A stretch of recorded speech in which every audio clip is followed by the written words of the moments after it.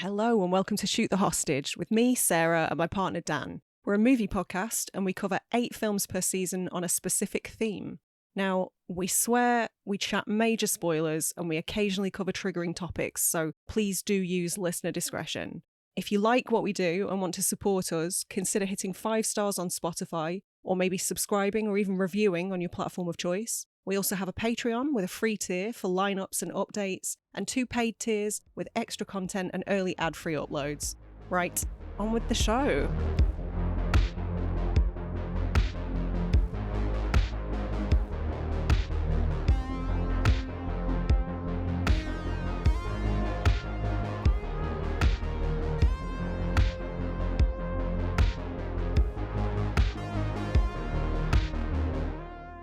So this has been a very pleasant, uplifting, feel-good season. Good run of movies that have made me feel good about myself and the world. I feel like my choices generally do that. Make me feel all good. warm and fuzzy inside, yeah. Warm and fuzzy, yeah, like a cup of hot chocolate. And definitely never the opposite of that. No.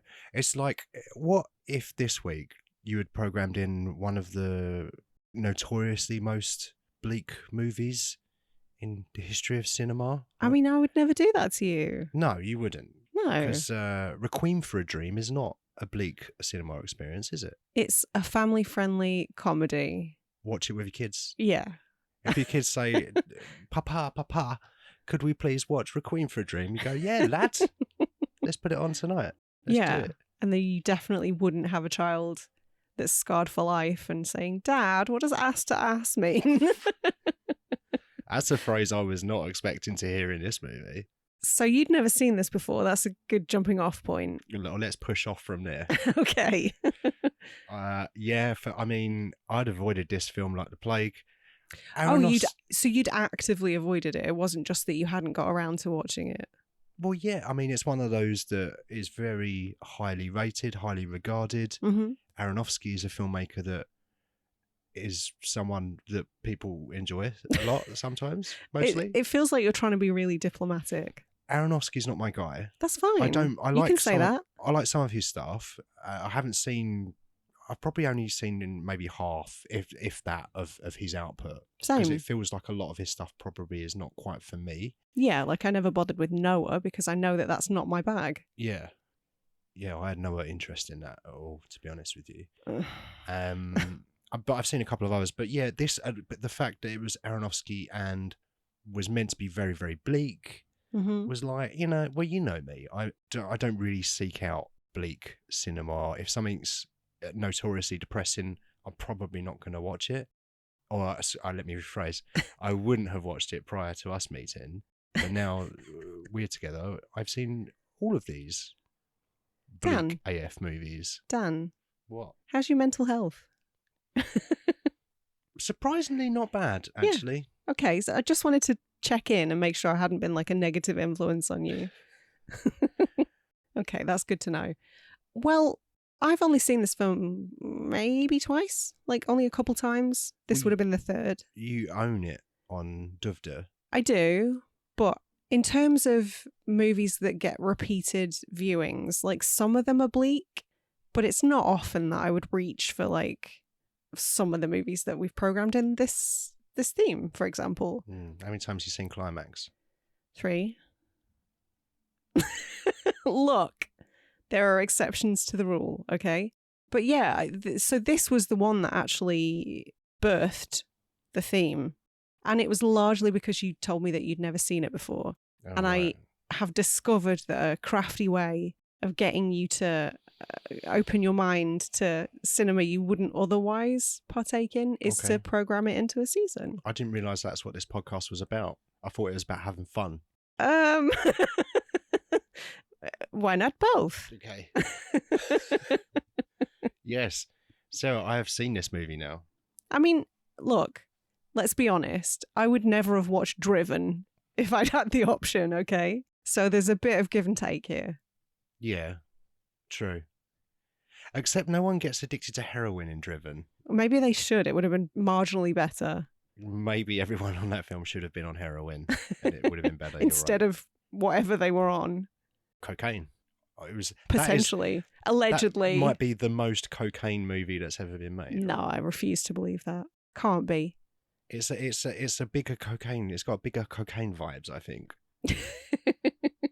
Fair enough. This one doesn't have bigger cocaine vibes because it's all a bit mellow and just bleak. Dour. How many times am I going to say bleak in this episode? And dour, yeah, that's a good one. A lot, I'm guessing. Take do a heroin every time. No, don't do that. Don't do that. For legal reasons, do not do that.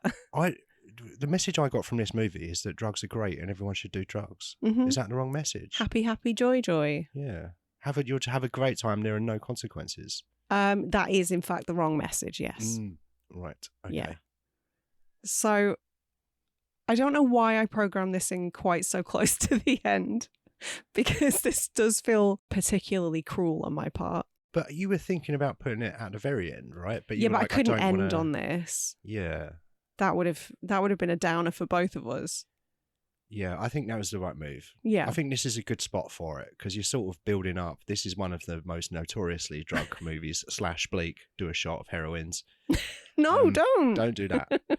Do a shot of water. Stay hydrated, folks. But I think it was a good place. Well, I know what we're ending on next week as well, and I'm kind of looking forward to that. Well, that one was me throwing you a bone. Right. Okay. We've exchanged bones. Yeah. Hey, less of that. Well, I don't know what that noise was. I don't know, but I love it. Please keep that in. I was gearing up to say something, but I don't know what that thing was. Don't edit that out. Promise me. I'm not going to. So the title, Requiem for a Dream. We both looked up the word requiem the other night because I had a pretty good grasp of what it meant, but as you know, I'm terrible at defining things. So it's kind of like, there we go. I should have just had like a dictionary definition up in front of me, shouldn't I? Dictionary corner. Yeah. Where's Susie, what's her face when we need her? Susie Dent. We need a Susie Dent. Studio with Jimmy Carr, I imagine. Yeah, getting paid a lot more than we can afford. Yeah, so it's kind of like I want to say like a funeral piece. Like it's a composition of music, or its alternative meaning is like a Catholic mass. Okay. I think both of which a service, a church service. Okay. I assumed it was something different from like a volume of It's just a Catholic large volume of material. Matter. Yeah. Yeah. Okay. So it's a music thing. Yes. It's a choir thing for churches. I think both definitions kind of apply for this film, but I know that Aronofsky intended for it to be the musical definition. Why? Well, he approaches directing as a conductor would approach leading a piece of music. Okay. He sees them as kind of not necessarily interchangeable, but very similar. And I can kind of see it here. I don't know enough about the director and his work to sort of comment on that on a wider scale, but definitely here. I mean, did you notice that the first thing we effectively hear is during the scene where Ellen Burstyn and Jared Leto, we'll talk about him later, their characters are interacting for the first time. And it's obvious that she's his mother. He's going around to steal something to fund his addiction, which is in the early stages, shall we say. And the first thing we hear are the sounds of an orchestra kind of winding up, like tuning their instruments. It's really discordant and there's no structure to it. So it literally is kind of like the orchestra gearing up for their requiem, which I really appreciate and can't say that I'd noticed on previous viewings. So was it the start of that score that plays throughout then, that Clint Mansell? Yeah, was it that tune? Because I felt like that was playing from start to finish. It does crop up quite a lot, not just in this film, but in just in general life. That song has been used so much. Adverts for cars, yeah, you name it. Most notably the trailer for Sunshine. I think that's where I remember hearing it the most. Yeah. Because that's got a great score that was also used in lots of other adverts. Yeah. How weird. Very strange. But yeah, it was used in adverts for, I think, Lord of the Rings 2 Towers. I Am Legend. Like it's been used in games. And it was an original piece for this film. Mm-hmm. That's interesting because I know that score very well because of all these examples that you just thrown out to me. Did you know where it was from? No, I had no idea. Right. So I was very surprised when it started playing. I was like, oh, I know this. I love that piece of music as well. So I was pleasantly surprised by that. Did you expect to be pleasantly surprised during this Not film? at all. Not at all. No. And my experience was kind of with the film was not what I expected either. It wasn't what I expected your reaction to be perfectly honest. I think there was a point at which you turned around to me and said, "Is this a comedy?" Yeah, because it was quite funny. And I responded with, "You might be a sociopath." But it is quite funny. There's some of it that's quite funny. I don't find it funny. Okay. So Requiem is the music thing, and then For a Dream is because they're dreaming. Well, each of the characters has like an individual dream, don't they? Oh, like aspirations in that sort of dream. Mm-hmm. Right. Okay. Yes, they do. They have these grand ideas, don't they? The things that they want to do with their life. Mm-hmm. Jennifer Connelly wants to pursue fashion in some regard. She wants to open a shop. Jared Leto and Marlon Wayans are doing drug deals to work their way up the ladder, and I feel like that's a thing. That's a trope that we see a lot. Is just like we'll just do this till we earn enough startup capital for something else, but it never works out that way. I think that's the thing we've seen before. And obviously, Ellen Burstyn's dream is to go on, what's his name? Tappy Tibbins. Tappy Tibbins like game show. Yeah. Is it a real game show or is it only in her head? Oh, right. Within the world of the movie, you mean? Yeah. I think it's real. All right. So, what's his name? Shooter McGavin? Christopher McDonald. So in this world, he is a game show host. Yes. I quite like that casting. I think it works as a game show host. I think it's great. Yeah. I said to you while we were watching it, actually, I feel like this could be a sequel to Happy Gilmore, and he's actually the Shooter McGavin character after he gets rinsed by, what's the main character's name in Happy Gilmore? Oh, I couldn't tell you. The Adam Sandler one, that character. When he gets rinsed by Adam Sandler's character in Happy Gilmore, he gets all depressed, and then a couple of gets cancelled because he eats all those pieces of shit for breakfast.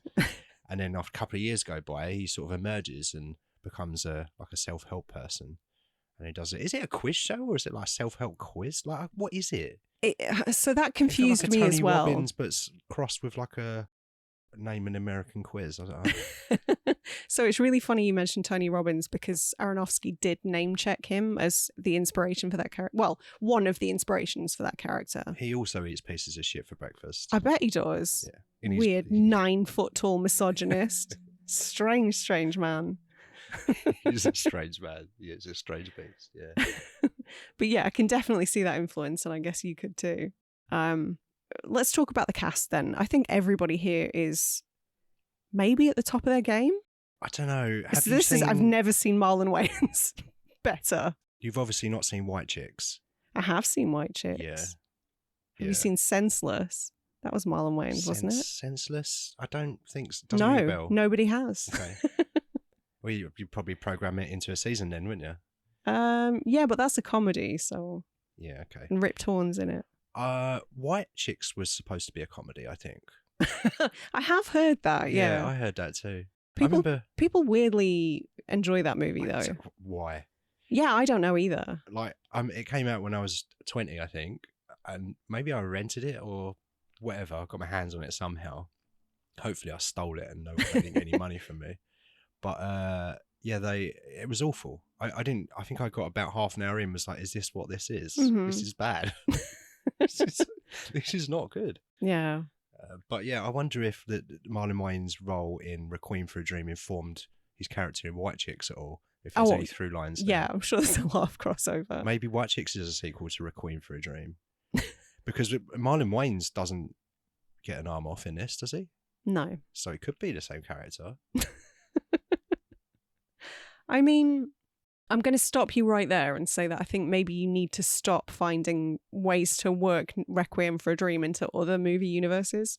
Okay. I don't think it's going to work. Yeah, I mean, aside from those couple of things, don't know much about Marlon Wayans. But, No, other than he comes from a huge acting dynasty. There's like 12 of them. Yeah. But I can't say I'd ever seen him in a serious role before. And actually, he's not bad. So Ellen Burstyn, Jennifer Connelly. No, she was Sarah in Labyrinth. She's not called Sarah in this? No. No, Ellen Burstyn's character is called Sarah. Oh, that's what I'm thinking then. She's called Marion. She's called Marion. Jared Leto, Marlon Wayans, like you say. That's your big four in this movie. Mm-hmm. What is your opinion on Jared Leto? You're a big fan of Jared Leto, aren't you? I feel like we need to start putting a disclaimer at the start of every show, just saying that everything that comes out of Dan's mouth is sarcasm. It's bollocks. Yeah. It's I either think people rubbish know that or already. it's sarcasm. Well, I don't know. Listen to one episode. I don't know. No, Jared Leto is not my favourite person at all. I think he's... is scum too strong of a word? No, I don't think it's strong enough. It was quite enjoyable to watch him suffering in this movie, let's just say that. Yeah. That maybe took a little bit of the pinch of the ending away from me, you know. Did it? Yeah. It wasn't quite as emotionally impactful because you were like, ha, take the other arm as well. Yeah, if I'd have seen this when it came out, I probably would have been like, really sad, bleak movie, whatever. But now I'm just like, oh yeah, okay, he's got an arm off. What a tragedy. Yeah, that does. I can see what you mean about that sort of taking the edge off. Did you know that this is our second Ellen Burstyn movie? I did. It's our second Keith David movie.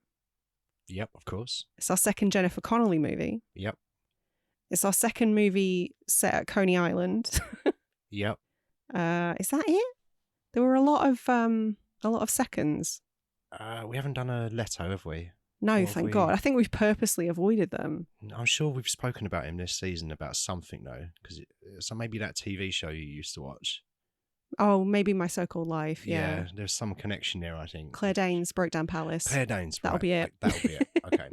Look at us remembering conversations we had 2 weeks ago. Yeah, lots of seconds. Ellen Burstyn, obviously, this movie Requiem for a Dream, and her Wicker Man. And she's the best thing in both of those movies, I think. Agreed. And I quite like both of them.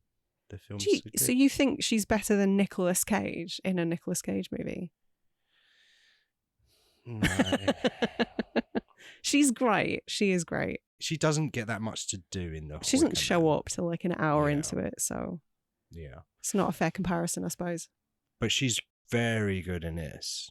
Very good. I think she's the standout in this film. I think she has the most difficult job out of all of the cast. For sure. I mean, even though Leto had to have an arm whipped off.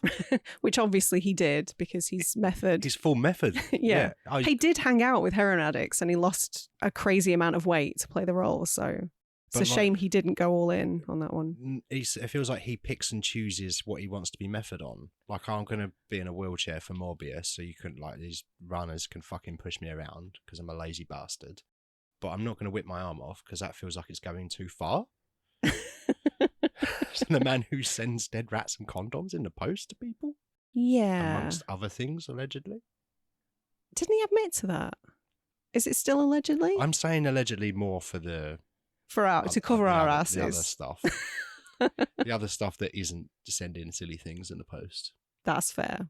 But yeah, I agree that Ellen Burstyn is very much the standout in this. She's great in this. And quite rightly Oscar nominated. Oscar nommed, yeah, 2001. Up against Roberts. Well, Eric. she lost, Eric Roberts in Best Supporting Actress in a Lead Role.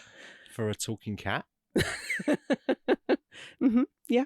No, she was beaten by Julia Roberts for a talking cat. No, for Erin Brockovich, which is another excellent performance. I concede, but I believe at the time there was a bit of outrage because most people thought that Ellen Burstyn should have won it. I would think I would agree with that. I like Erin Brockovich. Julia Roberts is great in it. She is. I wouldn't go. Here's me sitting in a chair saying, "Oh, acting's easy." It's not. I'm sure it's not. But like, it feels like to me that might be something that might come more naturally, that performance, whereas this is Ellen Burstyn's doing a very specific thing. Yeah. And it must be quite taxing. Oh, yeah. And she was on her own for a lot of it. Mm-hmm. You know, what's she acting against? It's Daz. I call him Daz. Do you? And Burstyn probably in a room together, a few other key crew members, I'm sure. But like the amount of work she has to do and the range she has to portray, I feel like is, I don't know, I give it to her over Roberts. Again, I agree. Love that movie. I think she's absolutely brilliant in that. And any other year, I'd give it to Roberts. But that's a tough year. Yeah. I think Burstyn should have just nicked that, I think. Yeah, I absolutely agree. Yeah, I agree with the masses on that one, I think. She's gone on record as saying that this was harder to film than The Exorcist, which was quite a punishing shoot. Is she in The Exorcist? Yeah, of course. Oh. She's the mum. Oh, is she? Yeah. Yeah, I don't know. I read some stuff, like obviously she lost, I think, about £40 to play the role because... I thought they had dollars in America. They used dollars, not pounds. Lost 40 quid. Was it down the back of that testing sofa? My patience. Yeah. Well, it's the day that ends in Y, isn't it? So yeah, she lost a bunch of weight because obviously they can put fat suits on her to make her look larger at the start of the film, but they can't really fake the emaciation. So she had to, for real, lose a bunch, I think like £40, she said. Yeah. There were also, I think she said there were like 4 or 5 different necks, prosthetic necks that she had to wear. 2 different fat suits, one that weighed 20 pounds, one that weighed 40, and 9 different wigs. And she was, like you say, on her own for a lot of it. And it sounded quite punishing, quite brutal.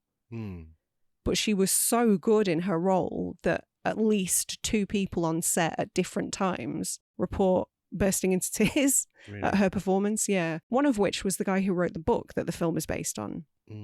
So based on book. Another based on book, written by Hubert Selby Jr., who also co-wrote the script for the film with Darren Aronofsky. I actually read that Aronofsky adapted one of Hubert Selby Jr.'s short stories for a student film. So I don't know if they'd already been in contact, but he bought the rights to Requiem for a Dream for $1,000. Wow. Just after completing Pie, which was... American Pie? It was American Sock, actually. It's American Sock. But yeah, he said that was a lot of money for him back then, but he's obviously really glad he optioned it. Yeah. And the other one was the cinematographer. And it was the scene where Ellen Burstyn kind of has that monologue about how horrible it is to be old. Like everyone you knew is dead or gone. There's no one, you've grown up sort of nurturing people. There's nobody left to take care of. Your friendships aren't real friendships. Your friend is the TV. Hence this obsession that she's got. And the cinematographer started welling up and crying during that scene because Darren Aronofsky didn't realise until he saw the footage from the day. And he was like, why the fuck? Like there was only a few takes of it. And one of them, the camera started drifting away. And he was like, were you not paying attention? The guy was like, no, I was sobbing. Right. Yeah. Fired. No. That's the take they kept. Oh, really? That's the one they used. That's interesting. Yeah. There's some quite inventive techniques used in this film, I think. I do like the way that this story is told, I have to say. Like, when you programmed it in, and especially when we sat down to watch it, going to be honest with you, not looking forward to it. Yeah. Not at all. No, I figured. Just wanted to get it done.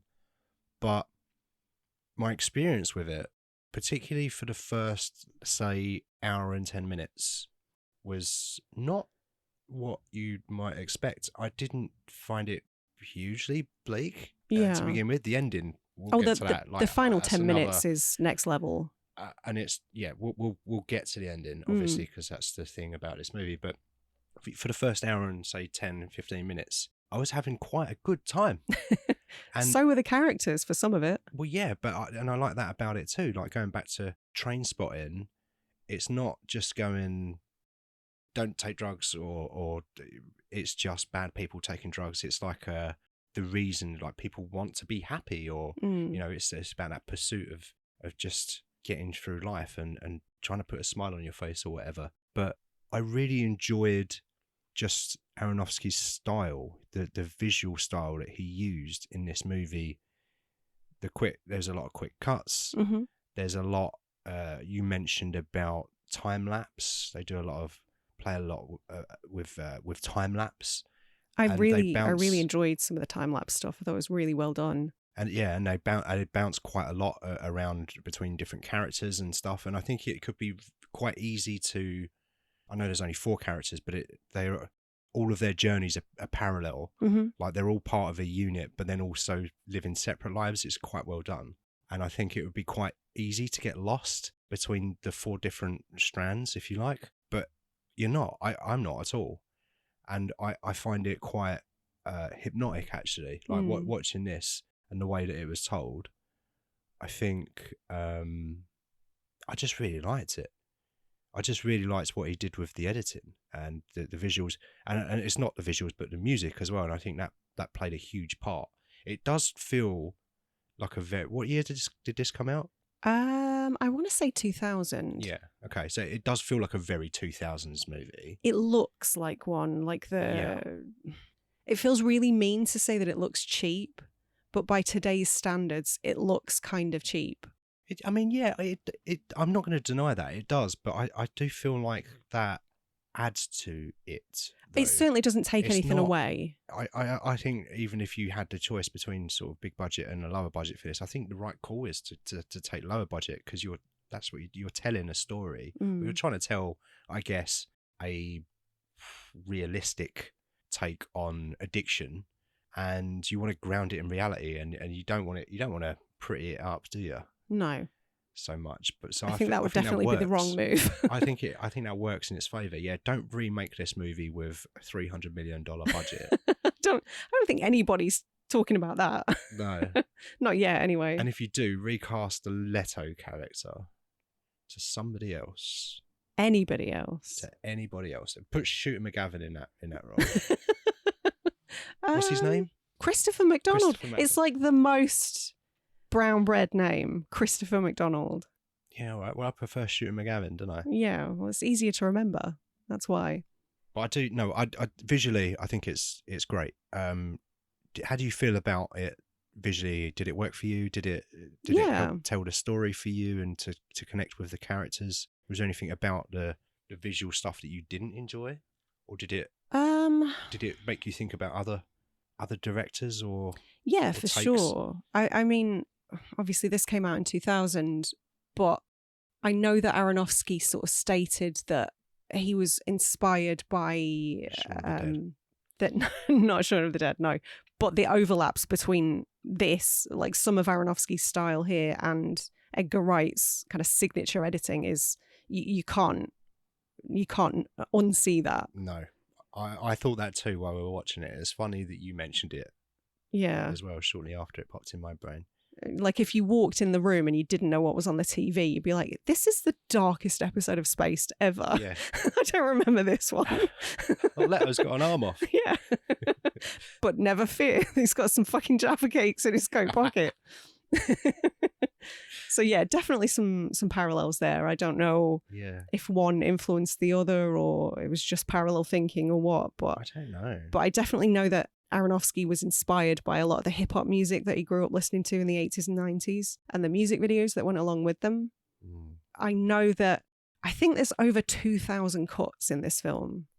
Right. And the average is said to be about 600 to 700. Did you count them? Yeah.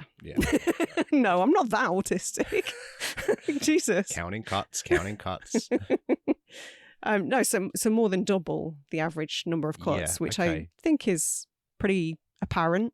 It is. Like I noticed that we were doing very quick edit cuts here, but it didn't. Sometimes that can jar me or take me out of it. I guess it depends whether it feels like the director is using it as a gimmick or whether it's part of the used as a way to enhance the narrative. And I feel like that's what he did here. I feel like that's what Edgar Wright does. Yeah. A lot of these films obviously are comedies.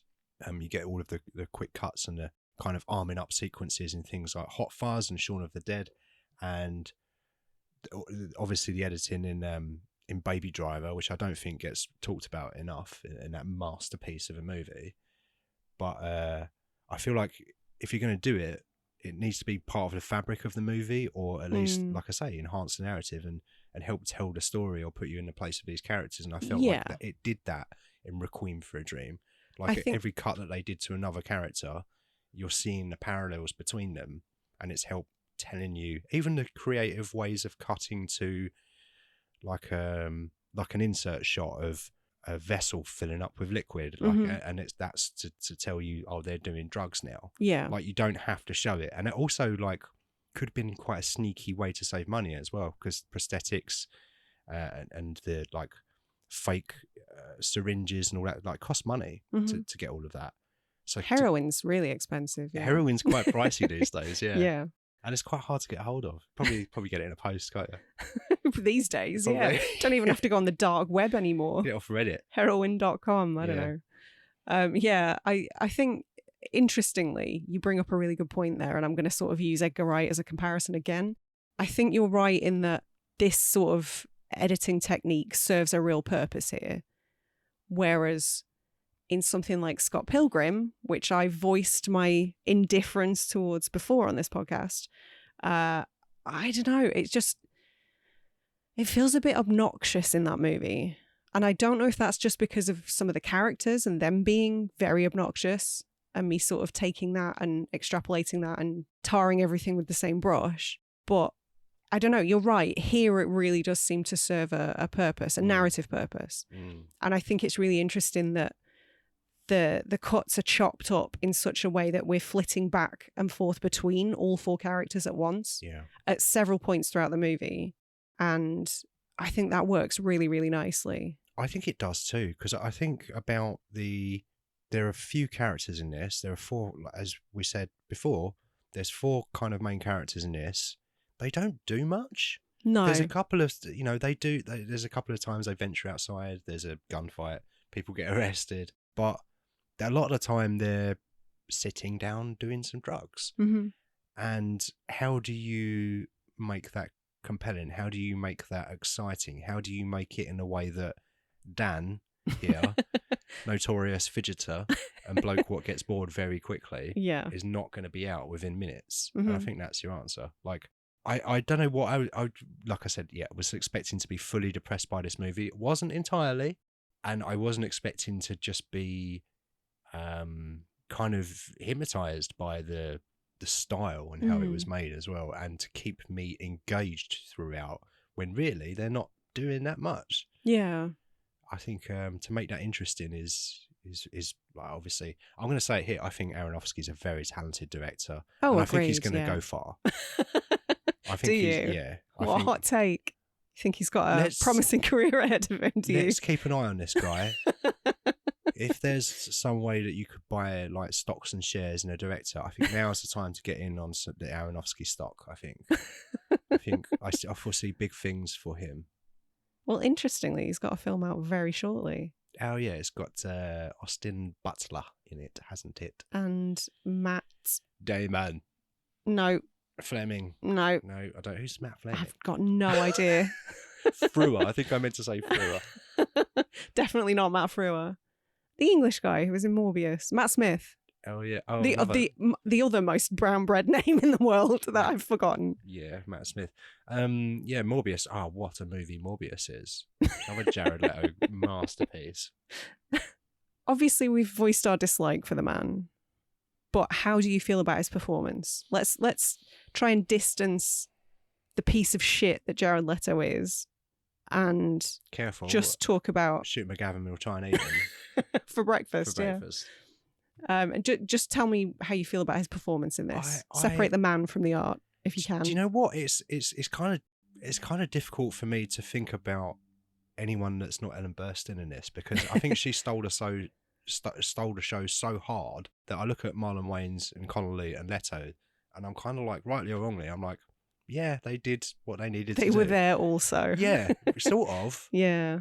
Sort of. I feel like this is the Ellen Burstyn show. Yeah. And I think the other people were good, but they didn't stand out to me in the way that Ellen Burstyn did. Okay. But I don't know, like, did I want to punch Jared Leto's character in this? Well, yeah, I did actually. So no, there's no getting away from that face, though. Yeah. He's got a very punchable face. Yeah, that's why I like Fight Club so much. Angel Face gets it. Spoilers for that 25-year-old movie. Oh, it's not a spoiler, is it? Is it a spoiler that like someone gets No. punched in the face in Fight Club? No, it's not. We need to watch Fight Club. I haven't seen it in about 5 years. Okay. But I think I liked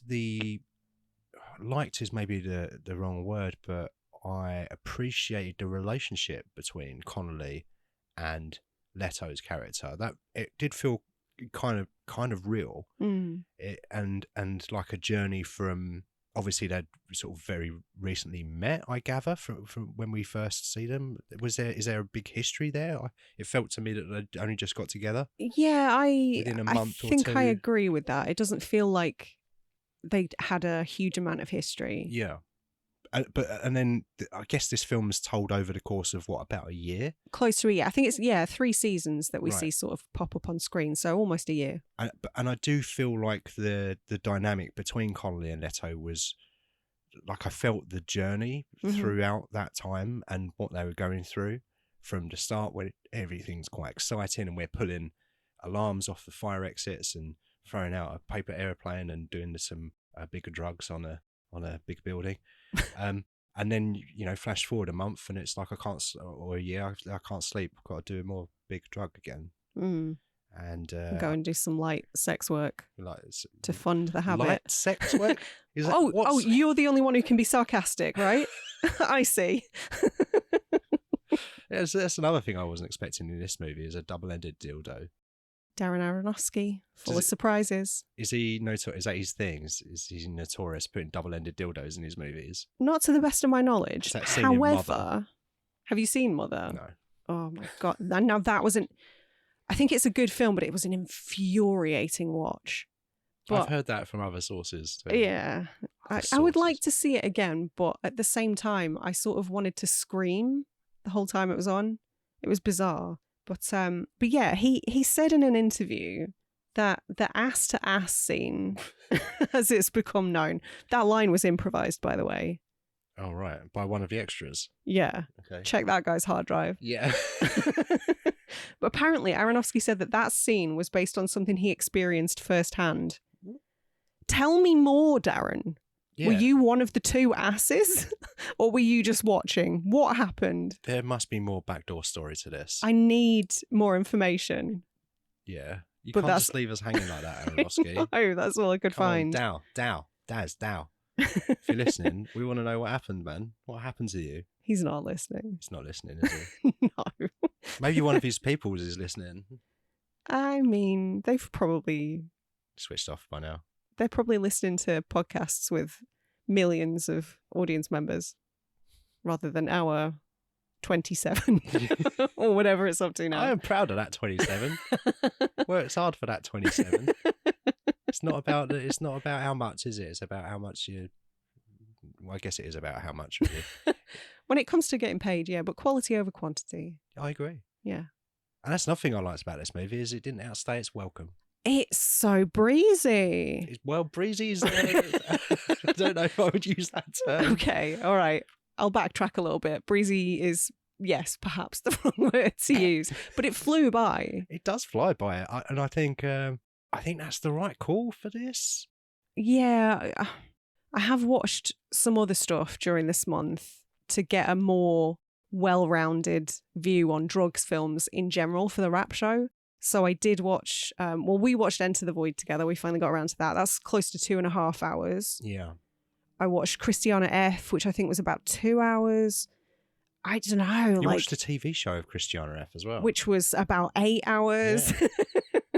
So I think you're right. I think this was the right call. I think it's fine to be mired in other people's misery for a short time, but if you're in it too long, it's just dreary. Yeah. And maybe you carry that away into your regular life, and that's not necessarily a good thing. Yeah. But this, I don't know, I think some of the really frenetic editing and like what's that thing called where the camera's sort of mounted on the actor? I know what you mean. I read somewhere that it was called a snorri cam. Okay. I haven't heard that. But that sort of stuff as well, the immediacy of those sorts of shots, all kind of contribute to the pace of the movie just flying by. Yeah. I think the cuts particularly really speed this thing along, pun intended. Yeah. I'm just glad that it wasn't too long. You know, like Climax feels like a longer movie to me than this. Climax is about the same, isn't it? Yeah. I think they're both about 90 minutes or so, hour 40 something. But Climax to me feels like it goes on forever. Whereas this was, I wouldn't use the term breezy, but it did kind of go by quite quickly. But that's a really good example. That's a really good way of illustrating what I was just saying. And the cuts kind of helping speed this thing along, because Climax had so many really, really long takes, obviously one of which was about 43 minutes. And so there's no escape, there's no reprieve. You're just in it with them in real time. Yeah. And that's what makes that film so horrifying, I think. Whereas this, we're covering a much longer time period and it's so chopped up that it really does fly by. Yeah. What did you think of some of the other effects that are used? Because there is quite a lot here. We talked about the quick edits, the quick cuts. We've talked about some of the, what do you call it? Not slow-mo. Fast Mo? No. Oh, God, you said it earlier. Big Mo. No. Little Mo. Billy Mitchell. No, stop naming people from EastEnders. Minty. Stop. No. Time-lapse. Some of the time-lapse stuff. There's also a lot of split screen, which we've talked a bit about because obviously we've covered a couple of Brian De Palma movies and that seems to be like a favourite technique of his. How do you feel about that? Because I think one of this film's overarching themes is obviously loneliness. I hadn't thought of that, but yeah, I guess so. I mean, who's lonely though? Only Ellen Burstyn, right? Well, she's horribly lonely, like heartbreakingly lonely. She even says as much. Yeah, I mean, she's probably enough lonely for all four characters. But I think the others are as well. Like, I mean, you talked about the relationship between Marion and Harry and how it didn't seem like there was much history and things were quite rosy at the start. And then they get more and more separate as the film goes on and their drug addictions kind of spiral out of control. And they're in far fewer scenes together in the back half of the film. Yeah, I suppose, yeah. Yeah, you're right, actually. Marlon Wayans' character, obviously, the only other real interaction he has with anybody that isn't in the principal cast is that woman that he sleeps with. But we never see her again. So no idea if that's like a regular partner or just like a one-night stand. But he seems terribly lonely because he's mourning the death of his mum. We keep seeing those flashbacks. Oh, yeah, I'd forgotten about that character.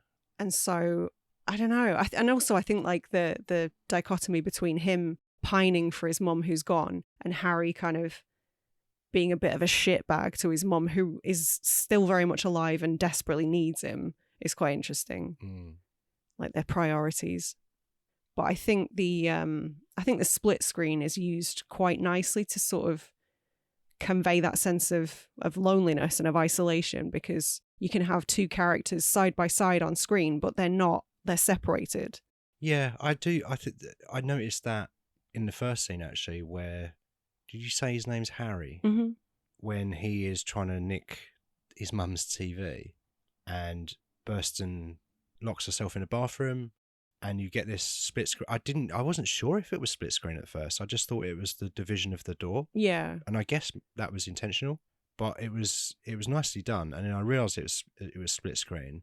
And you're right, it does convey to you how even in that scene when the characters are physically close to each other, they are separate. They're still apart. Yeah. They're different people living different lives and different outlooks and at different stages of their life as well. And Burstyn's kind of winding down and looking back, and Harry has all of his potential, which I'm sure that he's going to realise. Yeah, of course. Yeah. Yeah, you're right. I didn't think of that as at all, actually, and I didn't think about the loneliness at all. But yeah, now you mention it, yeah, you're right. I think loneliness is a big one for a lot of people who turn to drugs because they're obviously missing something in their life, right? I think that's what addiction is, isn't it? You're trying to fill a hole, right? I'm not an expert here. Or forget about trauma or... Yeah. Yeah, I don't have any experience with addiction really. I don't know anyone that's ever really been seriously addicted to anything, so I don't really have much experience with it. But yeah, I gather there's some kind of void, something you're unhappy and you're trying to make yourself happy. It's as simple as that, or you're missing something, and that could be companionship. It could be a human. Let's do some heroin. I'm not going to feel alone for a little bit. Maybe, yeah. I'm sure many people's motives. I'm sure it's different for everybody, but I think it's all about dopamine, isn't it? Well, yeah. We're all just chasing that dopamine and serotonin. I'm quite happy that I picked this one for the lineup because we've covered heroin before. We've done heroin. Stop saying that. No, we haven't. For train spotting. Yes. But we haven't seen drug use or addiction displayed in quite the same way as Sara Goldfarb in this movie. No. And that's an interesting talk about parallels, the addiction, multi-generational addiction, I guess, that we're portraying in this film as again something I wasn't expecting. But you rarely see the prescription addiction, the legitimate man in a white coat has given you some pills and a piece of paper that says you should take this and it's absolutely fine. Yeah, his direction is merely do not look at Ellen Burstyn. Yeah, in every scene. Yeah.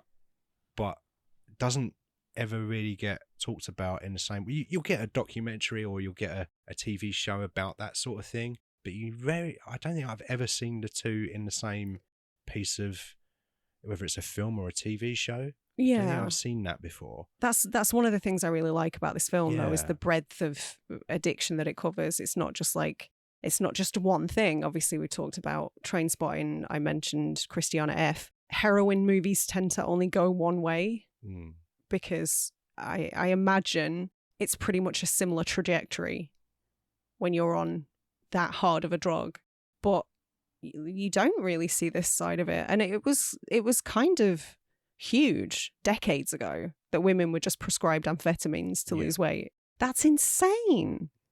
And that was just okay. That was the done thing. Yeah. It's like, go see my doctor. The weight will drop off. R.I.P. Sara Goldfarb. You would have loved Ozempic. Yeah. Get her on the GLP-1s. Yeah. I don't know. Coming back to her performance, though, I don't know. I can't put my finger on what it is. Like, she's got such an expressive face. And I think she really, really sells the desperation. Yeah. I mean, she does it all in this film, doesn't she? And you said earlier that I need to justify something that you said about me earlier. You said that I was laughing quite a lot and you think I'm a psychopath. I said sociopath, but potato. Yeah, you say potato, I say potato. But I feel like her performance was tragic, don't get me wrong, but also comedically, I think very well done. I think there was a lot in there that was funny. I'm not laughing at the decline of that character. It just felt like some of it was very absurd. And I can see what you're saying. Part of her losing her mind, like the close-ups of the face, and she's sort of like wigging out and looking around, and then it's like a cut to Shooter McGavin eating a piece of shit for breakfast. And I just thought that was very funny. I don't know, there was quite a lot of this movie that I found quite amusing, and I think it's intentional. I can sort of see what you're saying, but I disagree that it's her performance. I think maybe some of like the hallucinatory moments that she finds herself in could be seen as funny.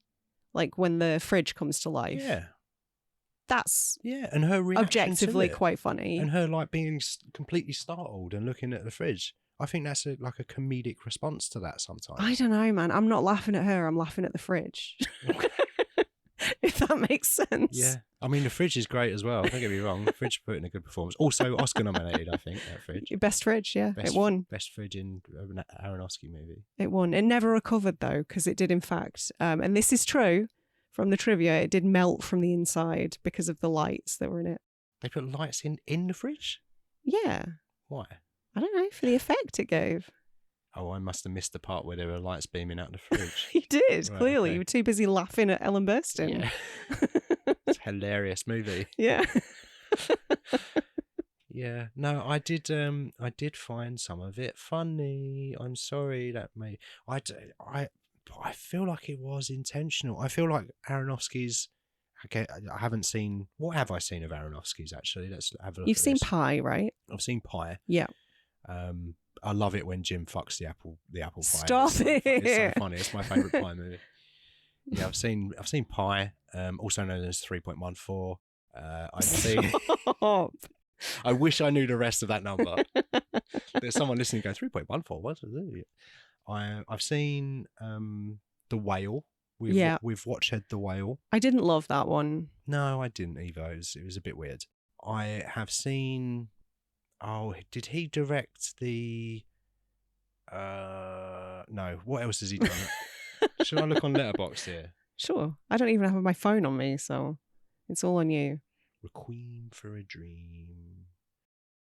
Oh, Black Swan. Haven't seen that. that. Of course. That blows my mind that you've never seen it. Why? Was it just lack of interest, or was it the world telling you to watch Black Swan? No, I said, I mentioned up top that Aronofsky is not really my guy, someone that I would typically So you turn just to. hear his name and kind of go, yeah.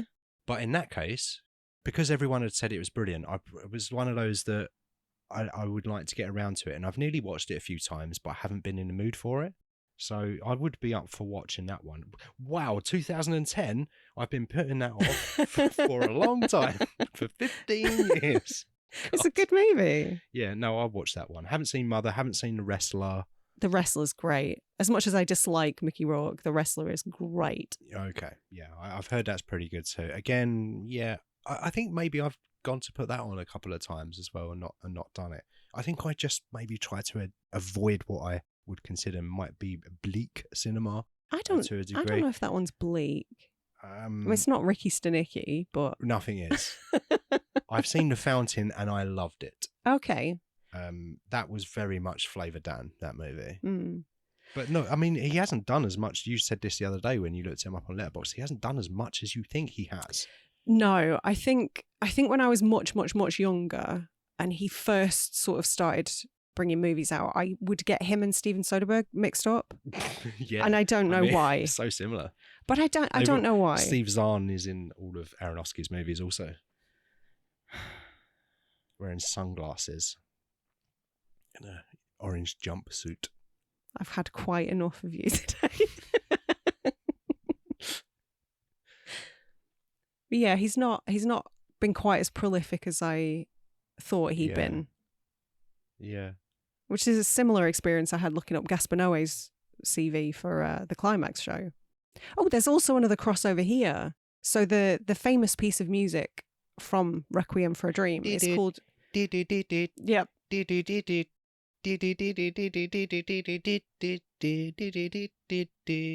That one. That was a beautiful rendition. Thank you. Yeah. Thanks so much. Well, maybe I'll edit that into our new theme. Should we get a new theme? I think that's it. That's it. Trailer music. There you go. You've made me forget what I was going to say. Oh my god! No, there's a portion of that music is called Lux Eterna, and Gaspar Noé directed a movie called Lux Eterna. Right. So it means eternal light. Okay. It's Latin, apparently. In terms of the wider cast, Mark Margulies. Mark Margulies. You're going to have to tell me who Mark Margulies is. He is Hector Salamanca. Maybe it's Margulies. From Breaking Bad. Yes. The wheelchair bellman who gets exploded. Ding ding.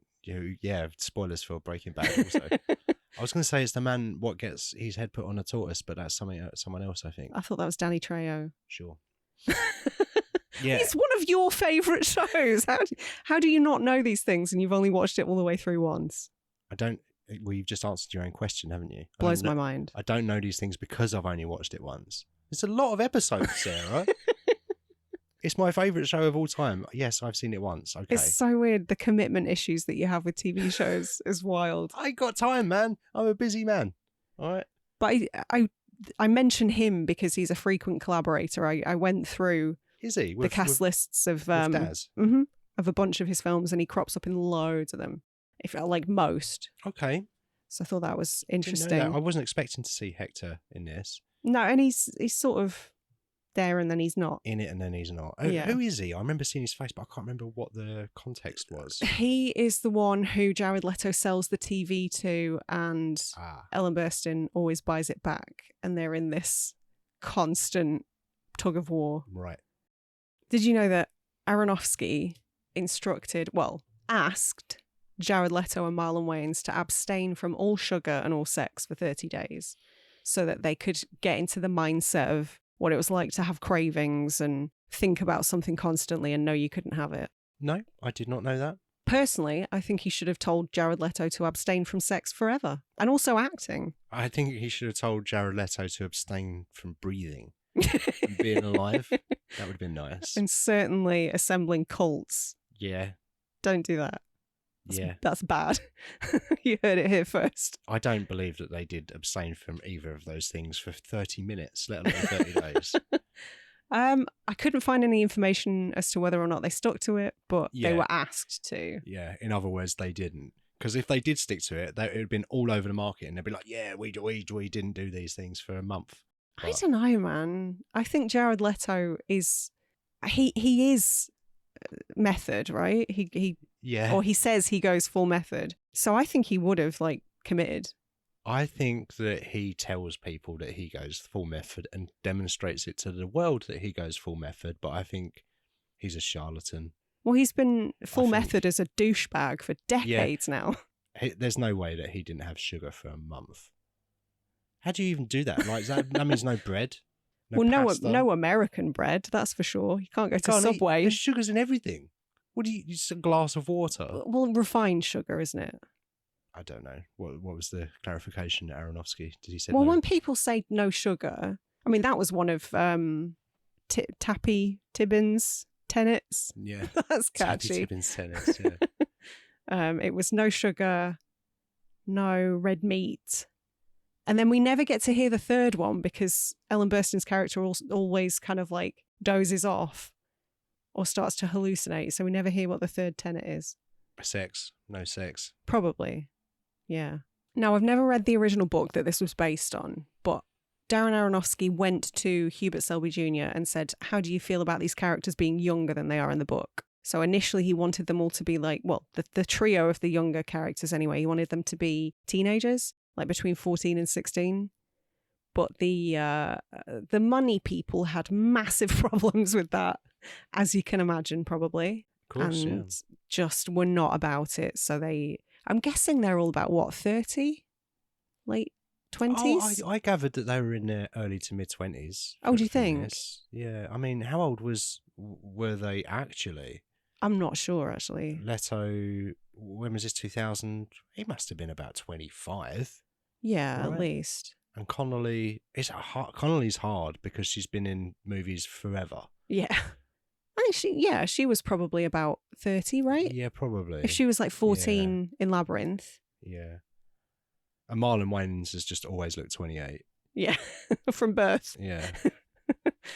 Yeah, it's difficult to shoot with young people anyway. To shoot with or to shoot up with? Both.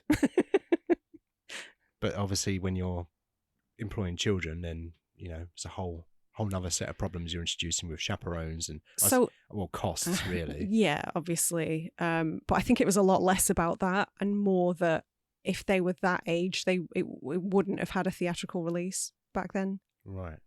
And also it would have been treading old ground because that's literally what Christiana F is. I think she's 14, turns 15 in the film and turns to drugs and then sex work to fund the addiction. So it would have felt a bit too been there, done that, I suppose. Okay. Which is a weird thing to say about that subject. Been there, done that, got the double-ended dildo. Yeah, exactly. And a little badge that says ass to ass. That's our next merch drop. Please no. T-shirt that says American sock and a badge that says ass to ass. The Sylph I can get on board with. I'm not doing ass to ass badges. I'm going to cut out a bit that you said badges. I'm not doing ass to ass. Nobody clip this. It's already going to be fed into an AI. Yeah, by me. Don't do it. Let's. Can we get to the ending? Can we talk about the ending? Of course. Okay. So I said earlier, my experience with this movie when I sat down to watch it was dreading it. I'll be honest with you. And then for an hour went by, and I was like, I quite like this movie. This is not the depressing funeral watch movie that I was kind of promised, and this is great. I love the way that it's done, and it's very stylish, and I love the music, and it's all great. And then the last 10 minutes happens.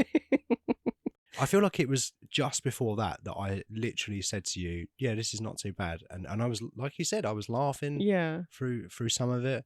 And then the last 10 minutes happen. And it's all a bit like, it happens very quickly, because I feel like the movie is a slow decline into addiction. And it's the gradual, but I guess large steps, like the drops that can happen to you. But it gets to the end, and they just completely fall off a cliff, and you got Leto with his arm that's becoming infected.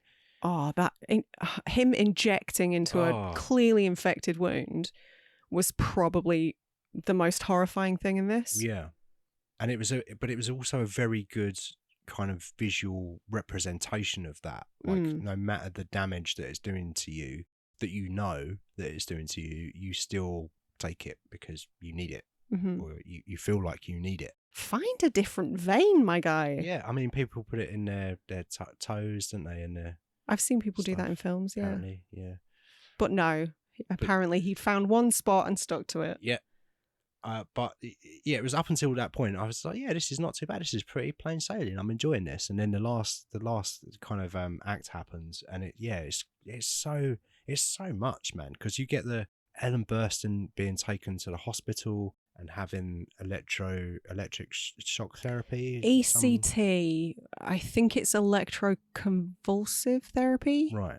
But that's, I'm making an educated guess. Yeah. She's going through that ordeal and simultaneously having a kind of identity stripped from her clothes, her possessions, her dignity, her hair. Her red dress. Her red dress is gone.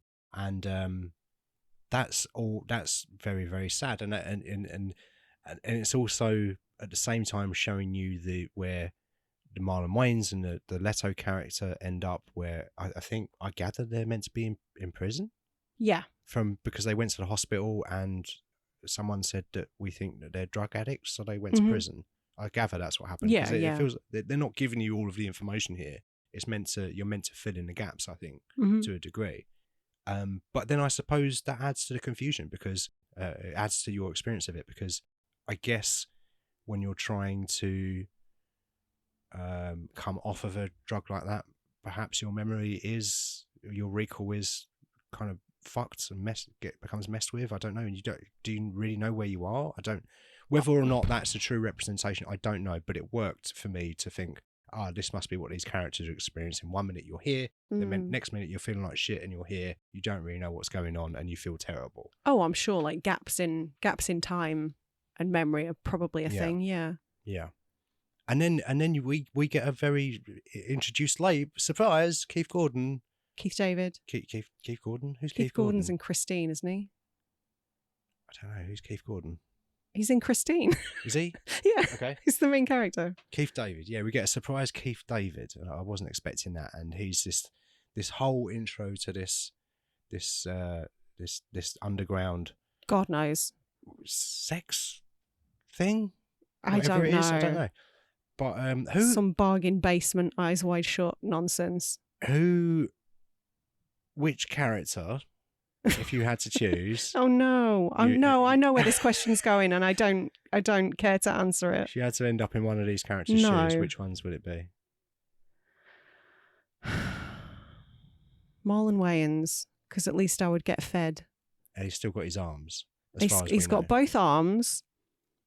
He's not lost his marbles. Presumably, he's going to get clean in prison. Yeah.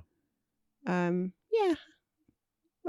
I think of all four, probably that one. Okay, fair enough. What about you? You're going to say Jennifer Connelly? Yeah, I knew it.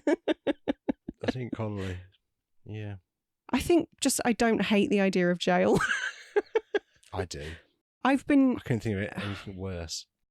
the economy being what it is, I've been struggling so much financially lately that part of me is just like, maybe I'll just do a small crime and get like a 6-month break.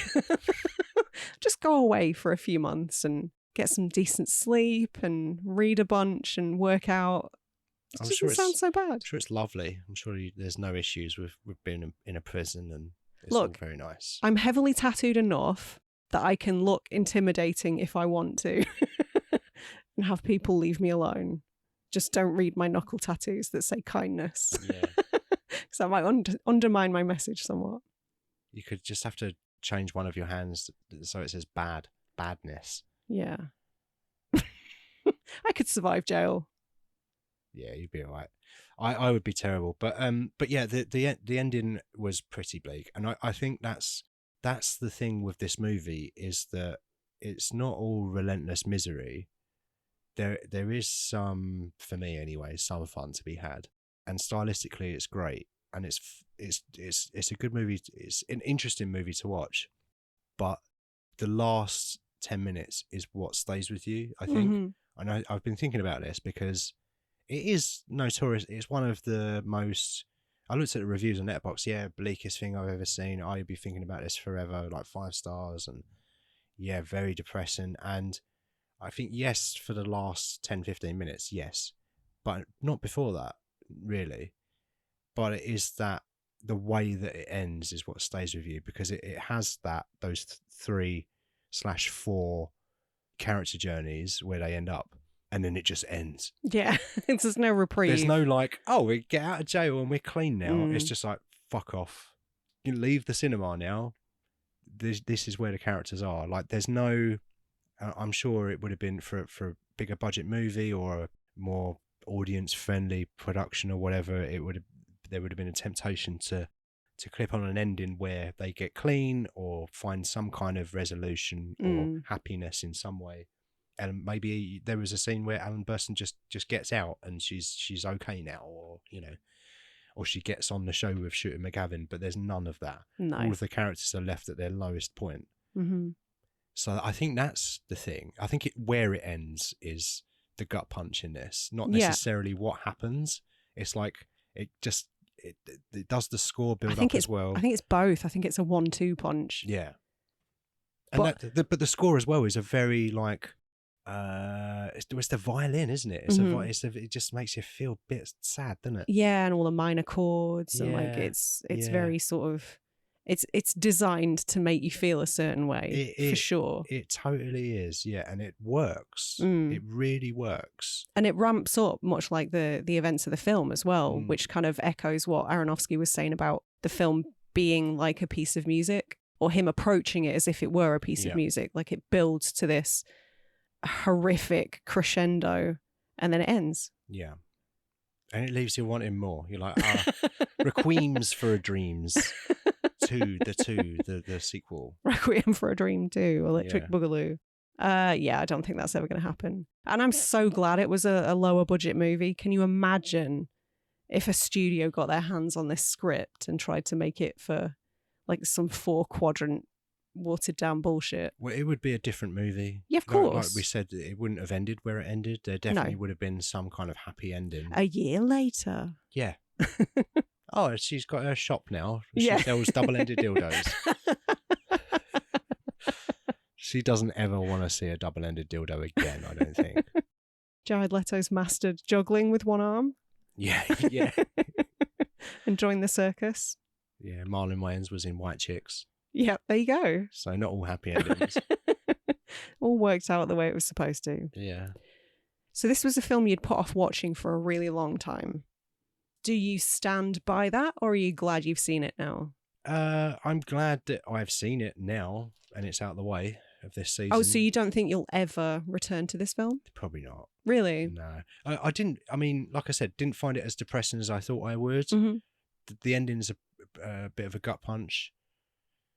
I can't see myself being in the mood to put this on, I'll be honest with you.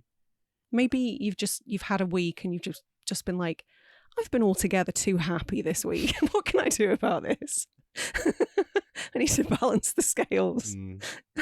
No, I feel like it's like a box ticket. Yep, seen that now. Can Mm. reference it. Maybe, I don't know. Maybe in 20 years when I've forgotten that I've even seen it. Yes, Okay. but it's definitely not something. If you're going to say to me, Dan, let's put a film on tonight. What do you want to watch? It's never going to be Requiem for a Dream. Not in Yeah. a million years. Okay. It's not going to be Climax. It's not going to be Broke Down Palace. It's probably not going to be Trainspotting, No. but it would be Go. Not Pineapple Express. No, probably not Pineapple No. Express either. But maybe the movie next week though. Maybe. Mm. What are we doing next week, Dan? Let's It's go. our final show of this season. It's the final show of your season. And we're doing our first Gil I Am movie. Our first Big G we're doing. Yeah. Monty Python man.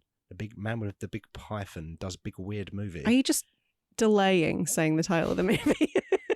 It feels like you're filibustering your own podcast. I've got to cut it all out. I don't know why I'm making my life harder.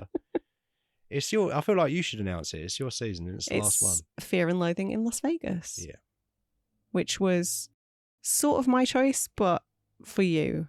This is my gift to you. It's your choice. It's your season. I didn't just strong arm you into this. No, but you bought the DVD, the Blu-ray, and I was like, all right then. I bought it after you programmed it in, I think. No, you didn't. I bought it before you programmed it in because I wanted to watch it. You didn't have to Well, there program it in. you go. I'm giving you the perfect excuse. All right.